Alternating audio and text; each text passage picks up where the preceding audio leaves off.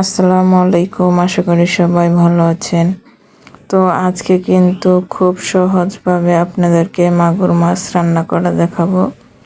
এখানে কিন্তু মাগুর মাছটাকে ভালো করে কেটে নেওয়া হচ্ছে। আর মাগুর মাছের উপরে যে কালো অংশটা থাকে সেই কালো অংশটা কিন্তু ঘষে তুলে নেওয়া হয়েছে। তো দেখতেই পাচ্ছেন কিভাবে মাগুর মাছটাকে কাটতে হচ্ছে। এভাবে কিন্তু কেটে নিতে হবে। আর আজকের এই রেসিপিটা খেতে কিন্তু খুবই মজাদার, মাগুর মাছের ভুনা।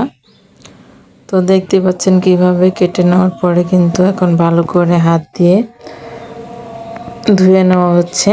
আর এখানে কিন্তু অল্প একটু লবণ দিয়ে মাছটাকে ভালো করে ধুয়ে নিতে হবে। তো দেখতে পাচ্ছেন মাছগুলো কিন্তু গোল গোল করে কেটে নিয়েছি। আর এখানে কিন্তু লবণ দিয়ে ভালো করে মাছটাকে ধুয়ে নেওয়া হচ্ছে। মাছটাকে ভালো করে ধুয়ে নিচ্ছি। আশা করছি আজকের এই মাগুর মাছের ভুনা রেসিপিটা আপনাদের কাছে খুবই ভালো লাগবে। আর ভালো লাগে থাকলে অবশ্যই একটা লাইক করবেন। আজকে কিন্তু মাটির চুলায় রান্না করা হচ্ছে। এখানে কড়াইটা গরম হয়ে যাওয়ার পরে পরিমাণ মতো তেল দেওয়া হয়েছে, তারপর বেশি করে পেঁয়াজ কুচিটা দিয়ে দেওয়া হয়েছে। আর এখন এই পেঁয়াজটাকে ভালো করে কিন্তু নেড়ে চেড়ে একটু ভেজে নিতে হবে। তো দেখতেই পাচ্ছেন পেঁয়াজটাকে ভালো করে কিন্তু নেড়ে চেড়ে ভেজে নেওয়া হচ্ছে। এরকম করে কিন্তু ভেজে নিতে হবে। তো একটু সময় নিয়ে পেঁয়াজটাকে ভেজে নিচ্ছি। আর অবশ্যই কমেন্টে জানাবেন আমাদের আজকের এই রেসিপিটা আপনাদের কাছে কীরকম লেগেছে। আর এখনও যারা চ্যানেলে নতুন আছেন অবশ্যই সাবস্ক্রাইব করে আমাদের পাশে থাকবেন নতুন নতুন রেসিপি পাওয়ার জন্য। তো দেখতে পাচ্ছেন পেঁয়াজটা কিন্তু ভালো করে ভাজা হয়ে গিয়েছে। এখন এখানে হলুদের গুঁড়া আর মরিচের গুঁড়াটা দিয়ে দিলাম পরিমাণ মতো। আর এখানে অল্প একটু পানি দিয়ে দিচ্ছি। পানিটা দিয়েছি কারণ মশলাটাকে ভালো করে কষিয়ে নিতে হবে তার জন্য। আর এখানে স্বাদ মতো লবণটা দিয়ে দিচ্ছি। লবণটা দিয়ে কিন্তু ভালো করে নেড়েচেড়ে মিশিয়ে নেওয়া হচ্ছে। আর এখন কিন্তু এই মশলাটাকে ভালো করে কষিয়ে নিব। আর এখানে আদা রসুন বাটা দিয়ে দিচ্ছি অল্প একটু। তো আদা রসুন বাটাটা দিয়ে দিবেন এখানে। আর দেখুন এখানে কিন্তু ভালো করে মশলাটাকে কষিয়ে নেওয়ার পরে মাগুর মাছটা দিয়ে দেওয়া হয়েছে। তো এখন নেড়েচেড়ে ভালো করে মশলাটার সাথে মিশিয়ে নেওয়া হচ্ছে। এরকম করে একটু নেড়েচেড়ে মশলাটার সাথে মাগুর মাছটাকে মিশিয়ে নেবেন। তো দেখুন আমার কিন্তু মিশানোটা হয়ে গেছে, ঢাকনা দিয়ে ঢেকে দিলাম। তো দেখুন এখানে কিন্তু ঢাকনাটাকে তুলে এখানে কাঁচামরিচ দিয়ে দিয়েছি কেটে। তো কাঁচামরিচটা দিয়ে আবারও কিন্তু একটু নাড়াচাড়া দেওয়া হচ্ছে। এখন এই মাছটাকে ভালো করে কষিয়ে নিব একটু সময় নিয়ে। মাছটাকে যত বেশি ভালোভাবে কষিয়ে নেবেন মাছটা খেতে কিন্তু ততটাই স্বাদ হবে।